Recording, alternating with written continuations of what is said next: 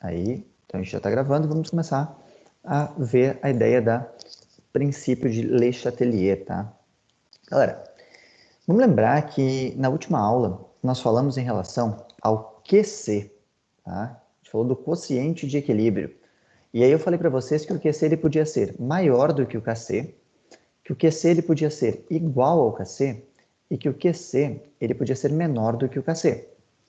Quando ele era igual, QC igual a KC, a gente tinha uma situação que falava que o sistema estava em equilíbrio. Ah, legal, é o que eu desejo para todas as minhas reações. Agora, quando o KC é maior do que o QC, lembra lá que o QC, perdão, quando o QC é maior, lembra que o QC ele era, né, produto sobre reagente. Para que isso aqui fique em equilíbrio, eu preciso diminuir o valor do QC. Então, eu preciso diminuir a quantidade de produtos e aumentar a quantidade de reagentes. E aí eu vi que a reação caminhava para o equilíbrio, que foi onde surgiram algumas dúvidas de vocês, e a gente falou que ela favorecia, né? Nós comentamos assim, favorece um lado, tá?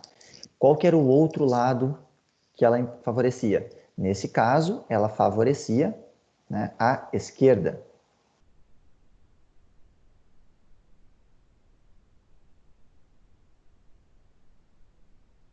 Nossa, esse favorece a esquerda aí ficou lindo de ver, né? Isso aqui era para ser um V.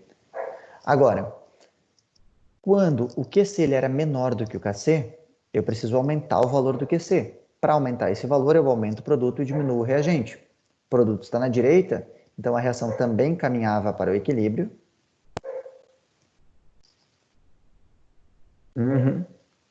Bem isso. Pô, só porque pegaram no meu pé ali, ó, vamos fazer assim. Pronto, ó. É que eu não posso chamar a borracha direto, mas eu posso pegar ela aqui embaixo.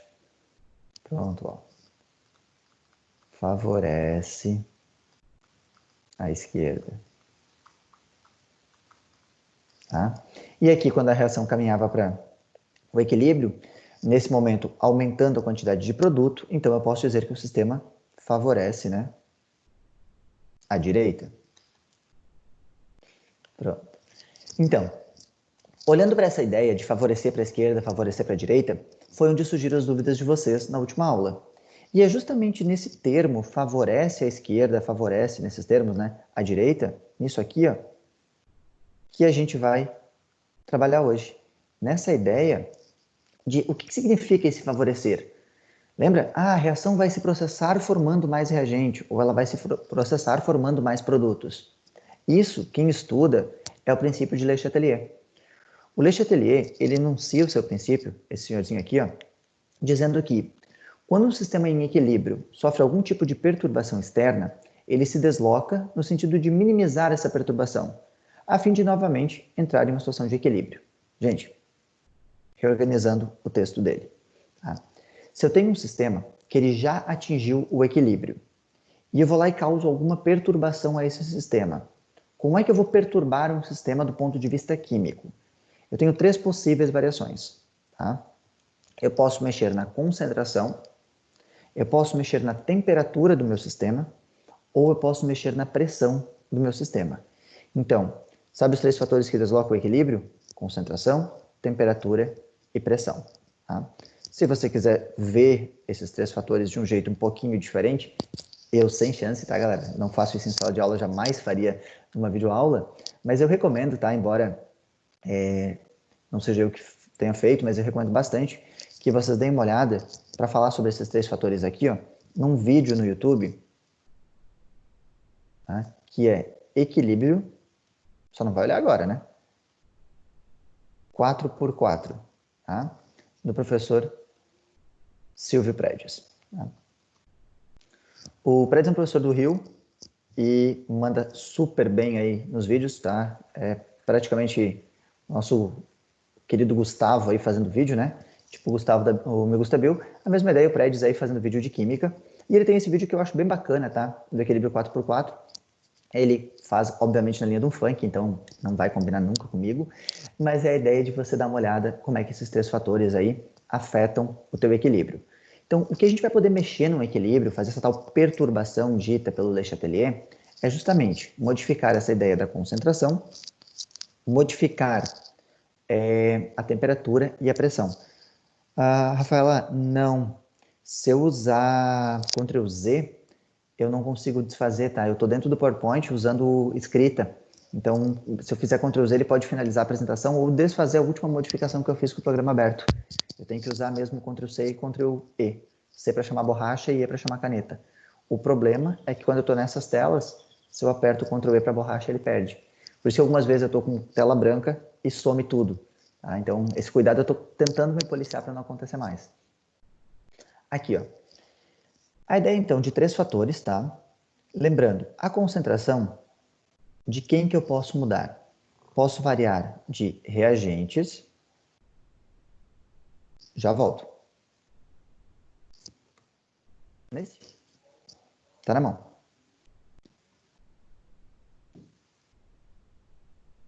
Tá aí, ó. Quando o sistema em equilíbrio. Eu vou olhando para baixo aqui, galera, porque eu tô olhando pro celular que tem o chat com vocês, tá? De nada. Então, aqui, ó, essa concentração, eu posso mudar a concentração de reagentes e ou de produtos. Depende da mudança que eu quero fazer, depende de qual é o meu interesse. Numa certa situação, a gente vai testar tudo. A temperatura, quando eu modifico a temperatura, lembrem que eu estou modificando, né? A temperatura de quem? Do meu sistema. E a pressão, eu também vou modificar a pressão do meu sistema. Só que lembra que para que a pressão tenha alguma influência, o que eu preciso?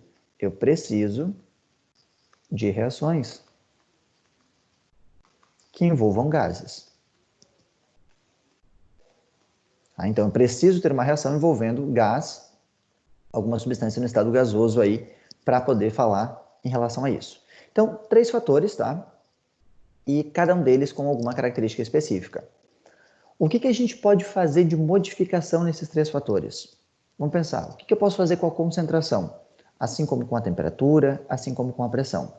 Para qualquer um desses fatores, olha só, para os 3 fatores, podemos aumentar ou diminuir.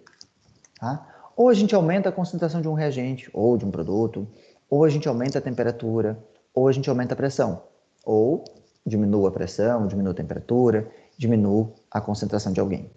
E claro que nesse momento talvez alguns estão olhando e falando assim, para que eu vou querer fazer isso?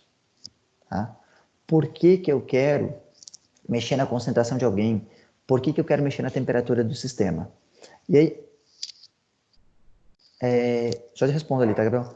Quando eu penso nessa ideia do, para que eu quero mexer nisso? Por que eu vou fazer isso? Vale lembrar uma coisa, gente. Reação em equilíbrio, ainda existe reagente e ainda existe produto. Significa que eu posso querer fazer isso para aumentar o rendimento, para ter mais produto produzido, ou então para diminuir o rendimento. Eu não quero que uma certa reação em equilíbrio se processe. Normalmente nós pensamos as reações químicas como reações desejadas. Eu quero ter formação de produto. Mas tem reações que são indesejadas. Uma reação de um apodrecimento de um alimento, por exemplo, é uma reação que ela não é desejada. Se eu conseguir retardar esta reação, a gente falou isso lá em cinética, colocando na geladeira, por exemplo, é melhor. Agora, se for uma reação que envolve um equilíbrio químico, eu posso tentar manter este equilíbrio favorecendo o reagente, para que fique na forma das moléculas reagentes e aí não sofra a degradação, não gere o nosso produto. Vou só ver a pergunta que surgiu ali. Marlon, quando o sistema se desloca para minimizar a perturbação externa, ele altera suas velocidades direta ou indireta? Isso. Momentaneamente, Gabriel, ele vai fazer com que a velocidade da reação direta seja maior do que a indireta ou o inverso. Até que momento isso vai acontecer? Até o momento em que volte a ter um novo equilíbrio. Lembra que quem rege o equilíbrio é a nossa constante. Nosso Kc determina o equilíbrio. Então, se por acaso eu tenho lá um Kc que é isso aqui, ó, produto sobre reagente, tá? Estava em equilíbrio, estava perfeito. Aí você veio nesse equilíbrio e aumentou a concentração de P. Nesse momento, se você fosse calcular a razão de novo, ó, que eu vou chamar de Kc', P sobre R, né? Só que esse novo P, que eu vou chamar de P', o que acontece? você tem uma situação onde esse KC' é maior do que o KC original, porque o produto aumentou. Só que esse KC', daí a gente vai trocar. Lembra do QC? Ó, eu estou nessa situação experimental. Eu estou com um QC maior do que o KC. Quando o QC é maior do que o KC, o que acontecia? A reação inversa ocorria mais rapidamente para degradar o produto que eu coloquei. E aí, a reação vai se processar, tá? Essa resposta da reação do equilíbrio vai ser gastar esse produto que você colocou, voltando a fazer reagente.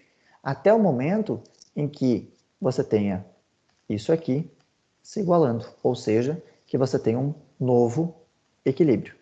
É que é legal pensar que o valor de KC aqui, ele determina o equilíbrio. Mas eu posso ter uma razão, por exemplo, 4 como KC. Só que eu consigo chegar a 4 como 16 sobre 4. Mas eu também posso ter a mesma razão aqui, ó, 4, com uma outra divisão. Tá? Eu poderia ter, por exemplo, 3,2 por 0,8. Então, se eu olhar, o valor que eu tenho aqui, ó, da constante é o mesmo. As concentrações mudaram. O que interessa para dizer que o sistema está em equilíbrio é que a constante seja a mesma. Tá? Aqui eu já dei um bom spoiler do próximo slide, que é justamente essa ideia da concentração. E aí vamos em frente, então, vamos dar uma olhada na concentração, aproveitando até mesmo a pergunta aí que veio. Tá? Olha só. Eu quero avaliar a influência da concentração nesse equilíbrio. Então, eu tenho ali um equilíbrio que é a concentração de monóxido de carbono mais o oxigênio formando dióxido de carbono. Se eu pensar na constante aqui, como é que ficaria a minha constante? Olha só. A constante de concentração seria a concentração de CO2 elevado ao quadrado sobre a concentração de CO ao quadrado vezes a concentração de O2. Vamos supor que essa reação ela começou e atingiu um certo equilíbrio. E aí você veio nesse equilíbrio e fez o seguinte, você aumentou a concentração de CO2. Por algum motivo você injetou mais CO2 no sistema. Tá? No momento que você colocou o CO2 no sistema, pensa que esse KC aqui ele vai mudar. Lembra? Você está num momento, então você está numa região de QC. Nesse quociente de equilíbrio, o meu sistema não está mais em equilíbrio. E se o valor do CO2 foi aumentado, sem modificar os valores aqui de baixo, significa que agora a razão aumentou. Então, quando eu coloco o CO2, a minha reação ela vai fazer o quê? Ela vai responder. O que significa isso? Ela vai se processar de maneira a minimizar a perturbação que eu fiz. Significa que, ao aumentar o CO2, o equilíbrio irá consumir o CO2, produzindo CO e O2. Ou seja, o equilíbrio será deslocado. Já olha ali, Fabiana. Para a esquerda. Deixa eu só ver ali a pergunta. A consideração para calcular o KC é a do equilíbrio. Então, sempre quando eu vou calcular o KC, é o equilíbrio. A vantagem aqui é que no princípio de Le Chatelier, para o primeiro exemplo eu te mostrei a constante, mas você não vai precisar fazer conta. Tá? Não precisas nem fazer conta, tu só vai pensar. Tu não precisa ter número aqui, tá? Tu só vai pensar assim, ó, bom, essa é a expressão, produto sobre reagente. Se eu aumentei a quantidade de produto, o número da razão vai aumentar. Tá ótimo. Tá? Eu não preciso colocar um valor numérico, substituir ele e determinar o cálculo para comprovar nada. O que vai ser importante para a gente, eu vou até apagar o KC aqui, ó, é pensar assim, ó. Nesse caso aqui de baixo, o que eu fiz foi uma adição, ó, eu adicionei produto. Independente de quantos produtos tiver na reação, sempre que eu adicionar um produto, qual que vai ser a resposta da minha reação? O equilíbrio desloca para a esquerda. Não interessa quantos produtos eu tenho, tá? Não interessa se eu coloquei pouco ou muito. Só lembrando, tem uma situação que eu posso aumentar um produto e não deslocar o equilíbrio. Tá? Qual é essa situação? Se esse produto for um sólido. Lembrem, sólidos não entram na constante. Então, a adição de sólidos não afeta o nosso equilíbrio. Daí a velocidade inversa aumenta. Exato, Gabriel. Nesse momento, a velocidade inversa aumentou, porque vai voltar para produzir CO e O2, fazendo com que eu chegue a uma situação de novo equilíbrio. E aí, estabiliza tudo de novo. Então, uma coisa foi adicionar produto. E agora, se eu fizer o seguinte, ó, se eu diminuir a concentração de CO2, aí o equilíbrio irá...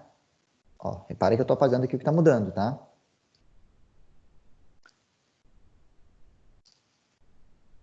O que o meu equilíbrio vai fazer? Se eu tirei o CO2, o meu sistema ele irá produzir ou refazer o CO2, consumindo CO e O2, e o equilíbrio será deslocado para a direita. Então, significa que se eu retirei produto, o equilíbrio foi deslocado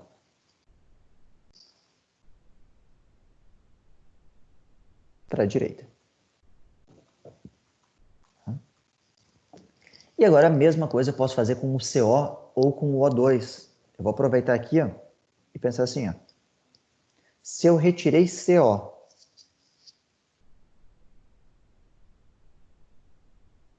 sempre, Fabiana, daí o valor do equilíbrio, tá? Lá na tabela, sempre o equilíbrio. Quando a gente for calcular o QC, sempre com os valores do... O KC, perdão, desculpa, da tua pergunta, sempre com o valor do equilíbrio. Quando for o QC, é com o valor que ele deu naquela situação hipotética. Lembra, K, constante, situação de equilíbrio, obrigatoriamente. Q, situação hipotética, o dado que ele der naquela determinada situação. Aí aqui, ó, se eu diminuo o CO, então, o equilíbrio irá fazer o quê? Ele irá refazer o CO, consumindo o CO2, tá? E o equilíbrio será deslocado para onde? Para o lado que eu retirei. Como o CO está aqui na esquerda, então o equilíbrio será deslocado para a esquerda. Tá? E o mesmo a gente poderia fazer com o O2 ou com o CO aumentando. Então, em resumo, gente, vamos trocar o que está aqui no slide por isso aqui, ó. Olha só. Resumidamente, então, o momento na concentração de algum participante desloca no sentido oposto. Se eu coloco ele, o equilíbrio é deslocado de maneira a consumir aquele cara que eu coloquei. Portanto, se eu aumento a concentração de CO ou O2, o equilíbrio se desloca para a direita. Ó. Coloquei na esquerda, desloca para a direita. Uma coisa que vocês podem usar, aí até para pensar em relação a isso, é imaginar uma situação, vamos pegar aqui algo para usar. Ó, por isso que eu não estava com fundo hoje, tá? Pensar na ideia aqui, essa régua não deu muito certo. Cara, vamos usar um livro mesmo. Paciência. Aqui, ó. Opa. Eu vou escolher um livro para mostrar e daí eu pego um livro que não dá, né? Livro ofensivo não dá. Imagina que eu vou usar o livro aqui, ó, como uma gangorra. Então, quando o sistema está em equilíbrio, o meu sistema está assim. Aí eu falei para vocês que eu adicionei, só pensa aqui, ó, tá? Reagente, produto. Então, reagentes, produtos aqui. Eu vou lá e adiciono o reagente. O lado do reagente, ele fica mais pesado. Ocorre isto aqui. Como é que eu faço para voltar para o equilíbrio? Eu vou pegar um pouco dessa massa que eu coloquei aqui no reagente e vou consumir ela, voltando a ter produtos. Então, se eu adiciono de um lado, bem o princípio da gangorra, tá? Eu adiciono de um lado, o meu lado fica mais pesado, ocorre isto, para voltar ao equilíbrio eu consumo indo para o lado oposto. Agora, se eu retiro, estou lá de novo na minha situação de equilíbrio, e eu vou retirar produtos. Imagina que você é uma indústria que está produzindo algo que você quer vender. E aí você retirou o produto aqui, ó. Se você retirou o produto, o lado que você retirou ficou mais leve. Aconteceu isso. Nesse momento, como é que você faz para voltar para o equilíbrio? Não adianta vir aqui tirar mais desse. Você precisa pegar a massa aqui do reagente e transformar em produto. Ou seja, ó, se eu retiro, eu venho para o lado de onde eu retirei. Usar essa analogia com o equilíbrio ajuda bastante, tá? Para pensar na lógica do efeito da concentração somente. Então, pensa na ideia da gangorra, tá? Eu vou deixar até anotado aqui para vocês lembrarem, tá? Lembrem, tá? Da gangorra. Tá? Se vocês lembrarem aí, fica bem fácil de fazer essa situação. Uma outra forma de analisar esse efeito é olhando para o gráfico. Olha só, eu tenho uma situação aqui que tem vários intervalos de tempo, de T0 a T1, de T1 a T2, de T3 a T4 e de T4 em diante lá para o NH3. Tá? Até o T3 o gráfico está completo, do T3 em diante a gente vai completar ele. E eu queria saber o seguinte, entre T0 e T1, como é que está a situação do meu sistema? O que eu sei em relação ao meu sistema quando ele está nesse intervalo de tempo entre T0 e T1? O que vocês conseguem dizer sobre ele? Exato, que ele está em equilíbrio. Então eu sei que de T0 a T1, o meu sistema se encontra em equilíbrio. Tá? Aqui, ó, maravilha, está em equilíbrio. Agora, quando eu passo exatamente no tempo T1, o que aconteceu no tempo T1? Vocês conseguem identificar o que foi feito ali? Tenta ver o que vocês acham que ocorreu no tempo T1.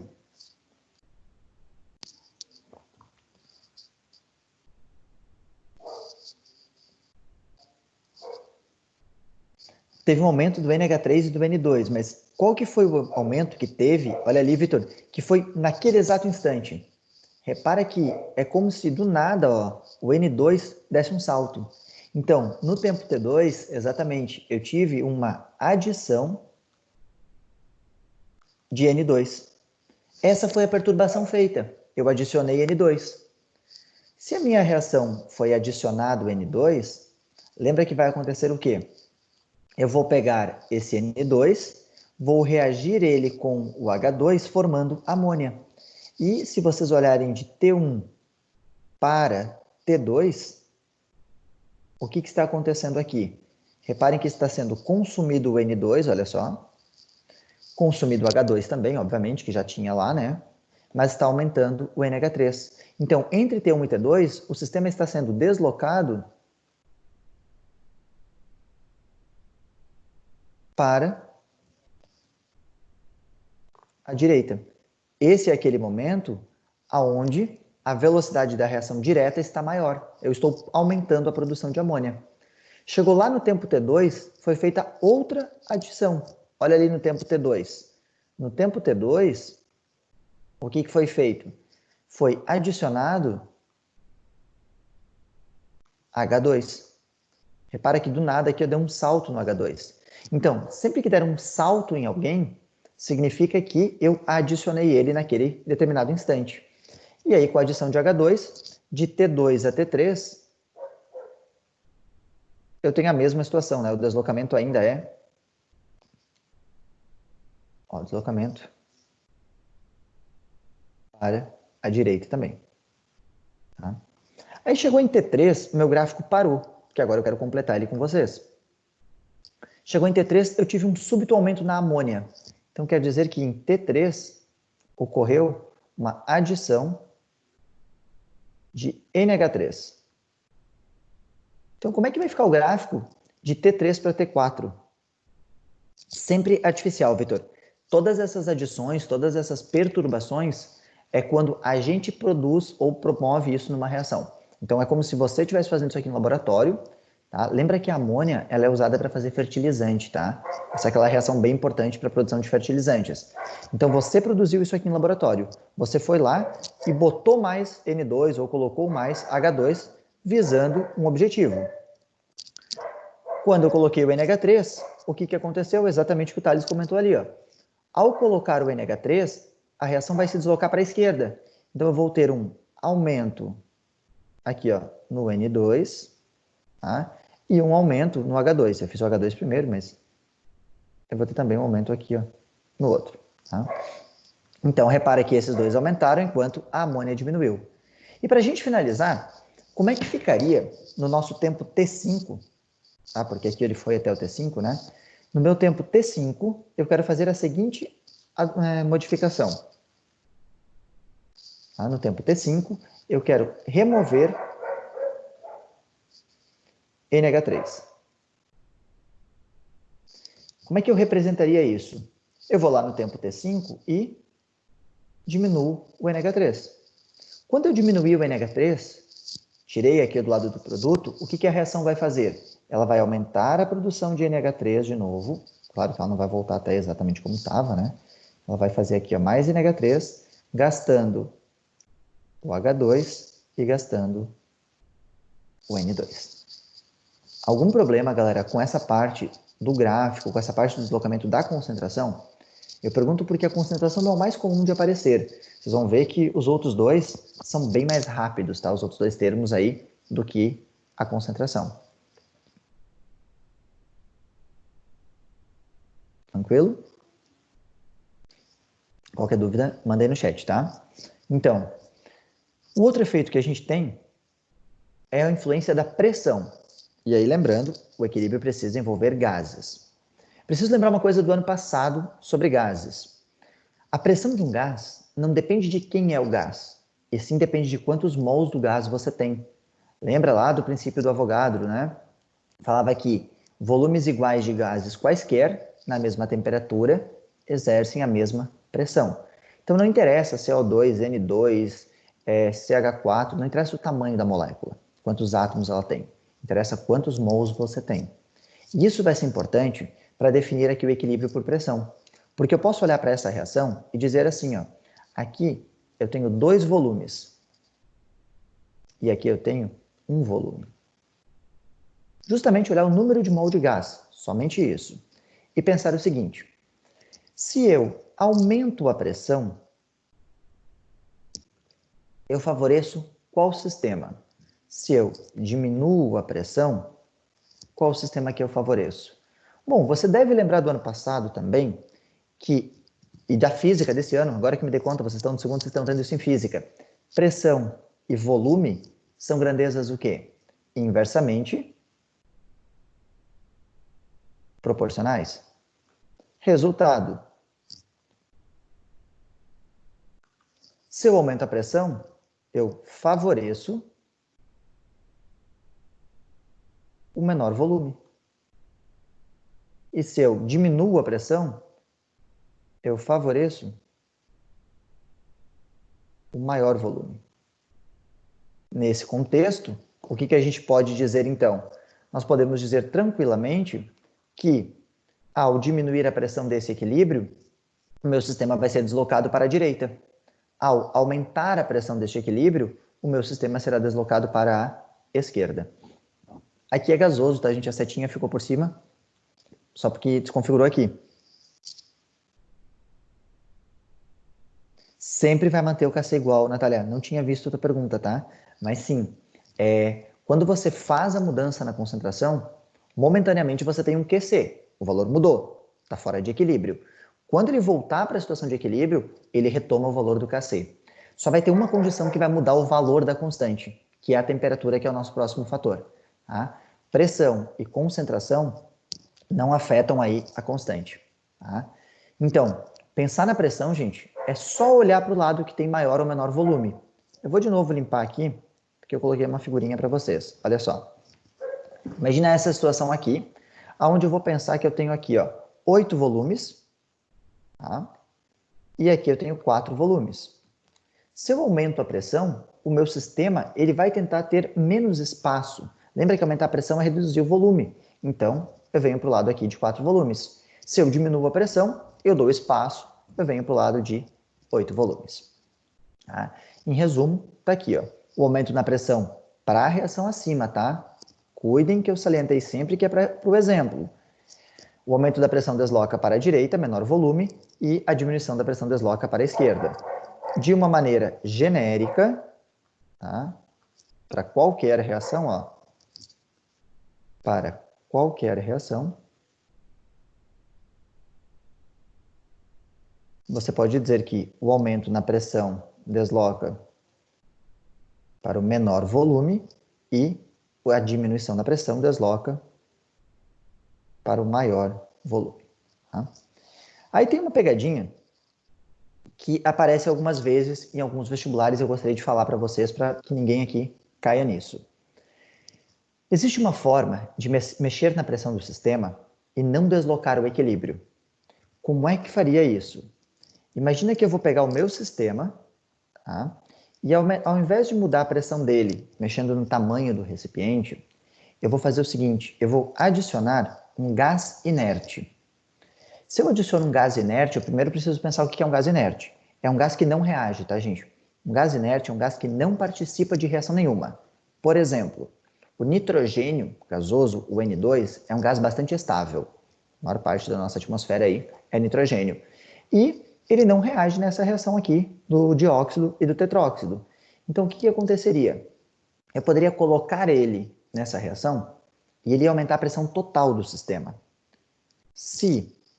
Já falou ali, Carol, se ele aumenta a pressão total do sistema, ele não desloca o equilíbrio. Está aqui, ó. Tá? Daí eu já respondo a tua pergunta, Carol. Ó, a adição de um gás inerte não favorece o equilíbrio, pois não muda a pressão parcial de ninguém. Tá? Então, fica atento, toma cuidado, tá? Chama a tua atenção realmente para isso aqui, tá? Que colocar um gás inerte não desloca o equilíbrio. Carol, para responder a tua pergunta, olha só. Vamos pensar numa outra reação. Usar aquela primeira que a gente usou hoje. N2 mais 3H2 em equilíbrio com 2NH3. E aqui é legal que tem um resuminho, tá? Olha só. Eu vou pegar esse meu sistema e eu vou fazer o seguinte. Eu vou aumentar a pressão total do sistema.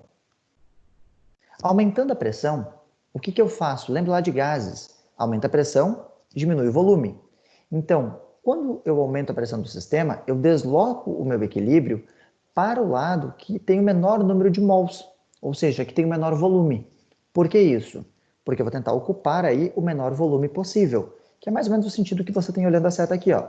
Olha só, o aumento da pressão favorece o sentido para o menor número de moléculas, no estado gasoso, né, para ocupar o menor volume. Então, quando eu olho para a minha reação aqui, eu tenho 2 volumes, porque são 2 mols, tá? E aqui, ó, eu tenho 4 volumes. Por que eu escrevo 2 volumes e 4 volumes e não 2 litros e 4 litros? Porque se eu colocar volume, não interessa qual é a condição de temperatura e pressão. Simplesmente eu olho pelo número de mol. Quanto mais mols eu tenho, maior é o volume ocupado por um sistema na mesma pressão. Lembrando, está tudo dentro de um sistema fechado, então todos os gases estão sentindo a mesma pressão do sistema. Isso, a massa não muda. Nesse caso aqui, a massa não vai mudar. Tanto que eu não tenho gráfico. Nesse caso aqui, eu só tenho essa variação de pressão. E aí, então, a pressão, gente, é isso. Aumentei a pressão. Menor volume. Nesse caso aqui, só apagar essa seta em preto aqui. Eu deslocaria, então, para a direita. E menor pressão. Tá? Eu teria, então, o lado de maior volume sendo favorecido e deslocaria para a esquerda. E aí, gente, o último efeito vocês já sabem.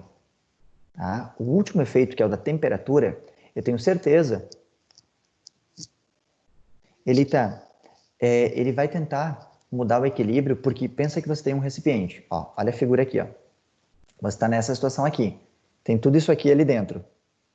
Tá? E aí, quando você vai mexer na pressão, você está reduzindo o tamanho do recipiente. Imagina vocês na sala de aula. Tá? Pega a turma de vocês toda dentro da sala de aula. Vocês vão sentar com um certo espaçamento. Agora, se eu colocar vocês num ginásio para ter aula, tempos de coronavírus, a gente vai para um ginásio ter aula. Vocês vão ter que sentar o quê? Mais espaçados. Então, você vai ocupar um volume maior. O número de pessoas é o mesmo, só que eu vou mudar a configuração. No caso do gás, o que vai mudar nessa configuração? Não vai ser o espaçamento. E sim, repare que isso aqui vai se juntar, ó. Eles estão sempre se juntando para formar uma nova molécula. De maneira como se fosse na sala, eu reduzisse a sala de vocês pela metade e eu colocasse vocês empilhados, tá? Ou bem coladas as duas carteiras. a ideia de você mexer. Não muda o balanceamento porque a reação é a mesma. Você lembra que você não vai transformar tudo em reagente ou tudo em produto. No equilíbrio sempre existem as duas. O que vai mudar é a quantidade que tem. Mas lembra daquela ideia de antes? Que para dar 4 podia ser 16 por 4, mas também para dar 4 podia ser 3,2 por 0,8. Então ele vai mudar isso aqui, ó, numa proporção que mantenha o valor da constante sem alterar, que não altere o valor da constante. Então muitas vezes eu vou ter que aumentar um monte a pressão para conseguir ter um pouquinho mais de um determinado produto. Tá? Não vai mudar a estequiometria porque você não está mudando a reação. Você não vai deixar de ter produto ou deixar de ter reagente. É só uma coisa assim, ó. Antes eu atingi o equilíbrio com 5 mols de amônia, 2 de nitrogênio e 3 de hidrogênio. Agora eu vou passar a atingir o equilíbrio com talvez 6 mols de amônia, 2,4 e 3, perdão, 1,4 e 2,6 do outro. Eu vou gastar um pouco do nitrogênio fazendo mais amônia. Bem a ideia que a gente teve aqui, ó. Tá? Só que ao invés disso aqui, isso aqui vai acabar acontecendo. Diminuir a concentração de um e do outro. Mas quem vai causar não vai ser você ter posto alguém, e sim o fato de você ter colocado as moléculas num ambiente mais restrito, forçando elas a se juntarem ou permitindo que elas se espalhem. Lembra que num equilíbrio as moléculas são todas estáveis. A reação, tanto direta quanto inversa, ocorre. Então as moléculas são estáveis. Melhor? Manda aí qualquer coisa, tá? Se é 2/4, como vai tirar no meio? Ah, não, calma, os valores que eu coloquei... Não, não vai sumir, vai virar do outro, tá? É que os valores que eu coloquei aleatórios, tá? Ó, eu tinha 4 volumes ao todo aqui, eu tenho 2 volumes aqui. Eu vou continuar tendo 4 volumes, que lembra que volume é o número de mol, tá? E eu vou ter ao todo a mesma massa, o mesmo número de átomos, só que eles vão estar ligados de maneira diferente.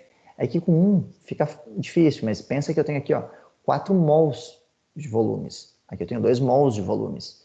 Então, alguma coisa vai converter formando a outra molécula, mas na mesma proporção, tá? Para cada nitrogênio que desaparecer, vão desaparecer juntos 3 hidrogênios, formando 2 amônias, sempre mantendo a proporção da estequiometria da reação, sempre levando em conta o balanceamento da reação. É que para mim não faz muito sentido isso, porque, tipo assim, tu pega, uma coisa vai virar outra, e se, por exemplo, você tem um e tem dois, Tá? aí se um vira meio, o outro vira 2,5, como que vai Ó, continuar sendo 1/2? cuidado, olha só. Tem aqui 1, por exemplo, e 2 mols, né?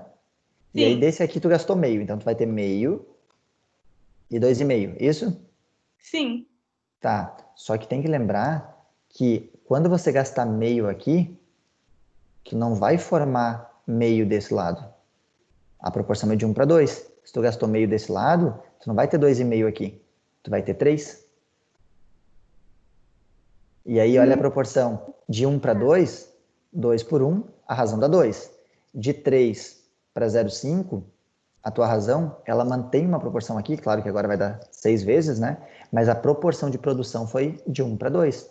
Ó, gastou meio, formou 1. Tá? Então, sempre vai manter a lógica pensando na proporção da reação original. Nunca numa nova reação. Senão tu tem razão, estaria sumindo coisa. Entendi agora. Obrigada. Beleza. Nada. E galera, só para a gente finalizar aí, o que eu falei que vocês com toda certeza sabiam, tá? É isso aqui, ó. Olha o caso da influência da temperatura. Essa reação ela é endotérmica, repara o calor sendo absorvido, tá? Então, reações endo querem calor. Reações exo liberam calor. Se eu aumento a temperatura, qual reação que eu favoreço? Então, quando eu falo da temperatura, eu vou pensar assim, ó, um aumento na temperatura favorece o sentido endotérmico da minha reação. Ou seja, o aumento da temperatura, nesse exemplo aqui, desloca ou favorece, tá? O sentido direto. Ou seja, né, sentido direto, que seria o quê? Reação endotérmica. E se eu diminuir a temperatura? A reação endo não quer calor. Então, se eu diminuir a temperatura, eu vou favorecer o sentido indireto nesse caso. Ou seja, a reação exo. Por que eu falei que vocês já sabiam? Porque vocês já viram em termo. Endo absorve, exo libera. Como é que você vai fazer para julgar deslocamento de equilíbrio com temperatura de uma maneira extremamente rápida? Você vai pegar uma reação qualquer, aqui, ó. Tá? Então, uma reação A mais B em equilíbrio com C mais D, com ΔH igual a menos 30, ou mais 30 primeiro. E N2 mais 3H2, só para a gente usar sempre o mesmo exemplo, em equilíbrio com 2NH3 com ΔH igual a menos 17, se eu não me engano, quilojoules. Tá? Para essas duas reações, eu tenho uma situação 1, que eu vou aumentar a temperatura do sistema. E uma situação 2, que eu vou diminuir a minha temperatura. E eu gostaria de saber o que vai acontecer com esse equilíbrio. O que eu faço? Lembra que o ΔH ele é sempre para o sentido direto. Então, um jeito rápido é assim, ó, ΔH maior que zero, reação endo. Eu venho aqui ó, em cima da setinha para a direita e escrevo. Este é o sentido endo. Então, o outro é o sentido exo. Lembra que quando a gente invertia a reação, trocava o sinal do ΔH lá em termoquímica. Para da amônia, sentido direto, ó, ΔH negativo. Exo, sentido inverso, endo. Então, o que está acontecendo aqui? Quando eu tenho essa lógica, agora fica fácil. Aumentar a temperatura não favorece o sentido endo, então a situação 1, na minha reação de cima, desloca para a direita, ou favorece a direita. A situação 2 favorece a esquerda. Já para a síntese da amônia, se eu aumentar a temperatura, eu favoreço, ó, favorece a esquerda, perdão. Tá? E a situação 2, se eu diminuir a temperatura, facilita o sentido exo, favorece a direita. Então, só olhar para o ΔH e ver se é endo ou exo. E lembrar que o endo quer calor, o exo não quer calor. Dica bastante útil aqui. Não, Natália, ó, para a primeira, o sentido direto foi endo porque o ΔH estava positivo, tá? Para a segunda, repare que o sentido direto foi exo, porque o ΔH está negativo. Então, sempre o ΔH que vier vai ser quem define para você se o sentido direto é endo ou exo. Por convenção, nós chamamos da esquerda para a direita de sentido direto. E por convenção, o ΔH é sempre fornecido para o sentido direto. Tá?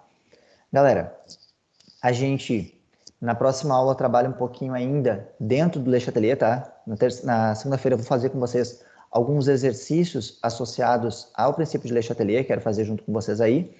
E quero também dar uma olhadinha na parte de aplicação de catalisador, que a gente já falou, né? Se vocês lembrarem aí, a gente já comentou sobre o catalisador na outra aula, mas eu quero mostrar mais um pouquinho.